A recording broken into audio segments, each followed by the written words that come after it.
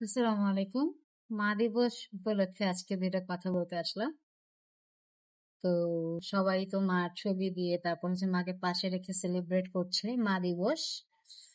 But আমি আর সবাই অনেকে মনে করে যে আসলে মায়ের কোনো দিবস হয় না, জাস্ট হয়তোবা ইন্টারন্যাশনাল ভাবে এটা একটা ডে রেখেছে তাই। তো সেই কারণে সবাই হয়তোবা এই দিন প্রকাশ, যারা যারা সারা বছর প্রকাশ করে না তারা একটা বছরই প্রকাশ করে।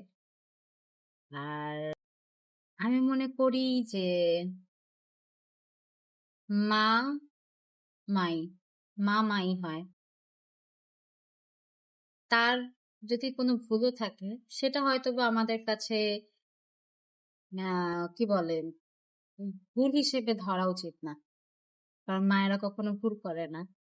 তারা যদি কিছু করেও থাকে তাদের রাইট আছে দেখে করে। তো আমার আমার মায়ের প্রতি এইটুকুই কথা যে মা তুমি বাসায় সারাক্ষণ অনেক কষ্ট করো, অনেক কষ্ট করো, যেই তুলনায় তার ফিডব্যাক আসলে আমি কিছুই দিতে পারি না। তার জন্য অনেক অনেক সরি, আর অনেক অনেক ভালোবাসা মা তোমাকে, অনেক বেশি ভালোবাসি, সত্যি খুব ভালোবাসি। তো সবাই সবার মাকে ভালোবাসে সেটা জানি, তবে একটু মা বাবার প্রতি আমি মনে করি সব বাচ্চাদের একটু সেন্সিটিভ হওয়া দরকার। এখনকার যে সময়, যে পরিস্থিতি, আমি মনে করি একটু সেন্সিটিভ হওয়া দরকার। তো সবাই ভালো থাকবেন, সুস্থ থাকবেন, আল্লাহ হাফেজ।